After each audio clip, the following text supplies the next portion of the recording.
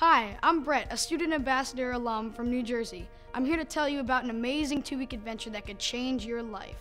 I should know, I've traveled to 11 countries of people to people, including Canada. Welcome to your Wonders of the Canadian West program. Your exploration of the Canadian West starts in, of course, its westernmost province, British Columbia.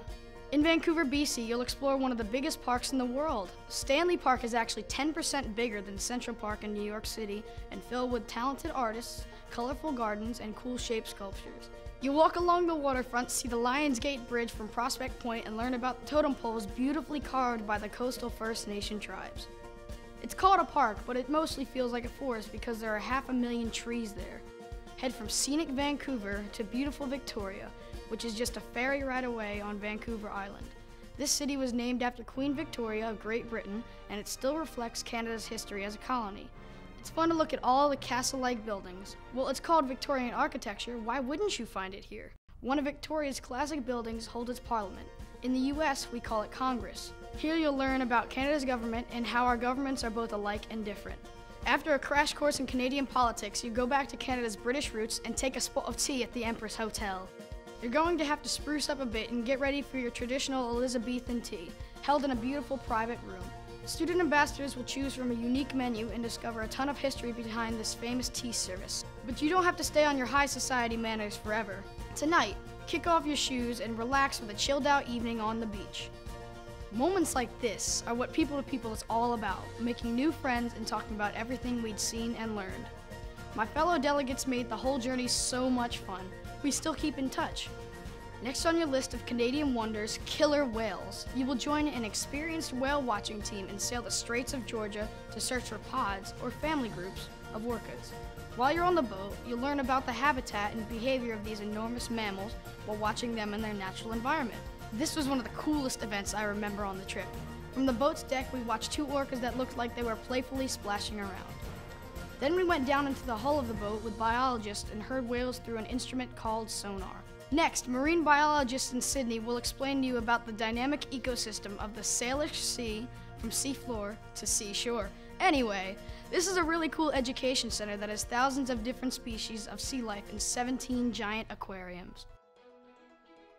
You'll leave Victoria for the northern seaside town of Nanaimo, where a challenge awaits you at Wild Play. What a wild place this is. It's a climbing event that's high above the dense Douglas fir forest. You'll also put your coordination and balance to the test as you cross suspension bridges, scramble up nets, and over swinging logs.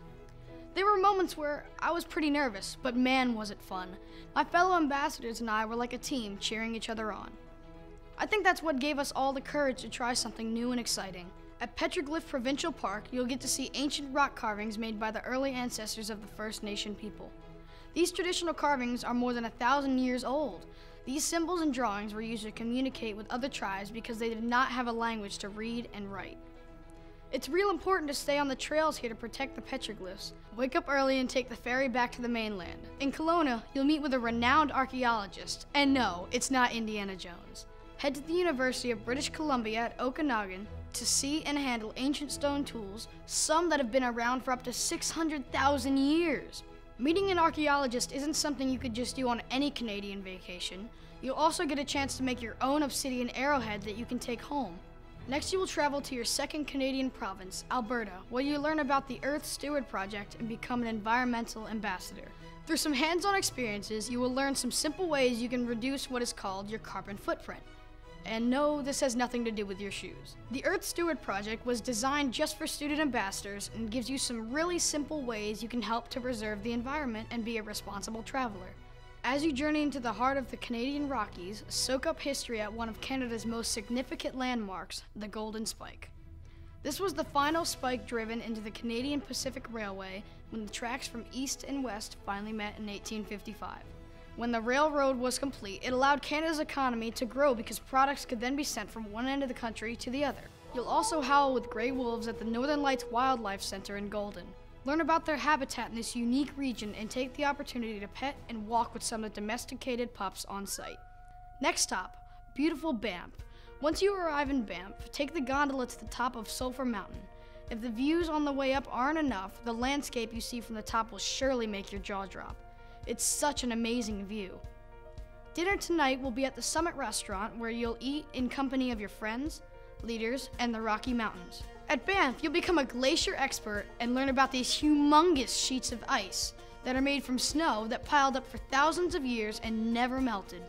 As time passes, the size and weight of the glacier forces it to slowly slide down the mountain. It looks almost like an ice river.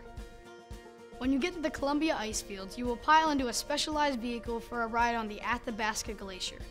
About halfway up the snow and ice, you can get out and slip and slide around on it. Make sure to bring an empty water bottle so you can taste some of the purest water on the planet. You'll head back to Banff to meet a Mountie and discover the history and culture of the Royal Canadian Mounted Police. This exclusive opportunity is only for people to people. The Mounties are legendary for being a police force long before there were roads and bridges across the Canadian West. Today, Canadian Mounties are the country's national police and can even serve in other countries as peacekeepers. Wrap up this exciting day in a hot spring at the base of Sulphur Mountain.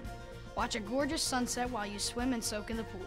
If you've never been to a hot spring, it's so cool. Well, not cool, but it's like nature's hot tub, with water that's heated by the Earth's crust. Head east following the towering shadow of the Rocky Mountains. Check into your miner's cabin at the Pope Lease Pines. These cozy dwellings have been built to look like original homes of local coal miners who have lived here during the height of the coal boom. Imagine stretching out in your comfy bed after spending hours souped over in the tunnels. Now get ready to step back millions of years and explore Canada's version of Jurassic Park. The Royal Tyrrell Museum of Paleontology is a huge building made just to study dinosaurs. It's the largest dinosaur museum in the world. Not only will you be amazed at these life-size displays, you'll also get to watch other student ambassadors give their best T-Rex impression. Mine is terrible, so I'm not going to show it to you. Journey to one of nature's strangest creations, the hoodoos, in Drumheller's Badlands. Also called earth pyramids, hoodoos are sandstone pillars naturally molded over millions of years. Today will be your first day at the Painted Reflections Teepee Camp. This was another memorable moment for me because we got to set up camp in real teepees and learned how to put them up ourselves. Being invited to sleep in teepees is a great honor and a unique opportunity for student ambassadors. Just to let you know, traveling through the Canadian Rockies can be chilly, but you'll stay dry and warm under the canopy of your teepee. This was better than any camping trip I'd ever been on. We had a campfire one night and got to hear stories about the Blackfoot territories. Then we got a chance to meet people from the Blackfoot tribe. They shared with us their customs and beliefs. Their ancestors made Canada their home more than 30,000 years ago. Following that, you'll visit another amazing site that became a graveyard full of buffalo. It's called the Head Smashed In Buffalo Jump. The name says it all. In order to hunt for food, the First Nations ancestors would round up buffalo and drive them over cliffs for both food and fur. They did this 6,000 years ago.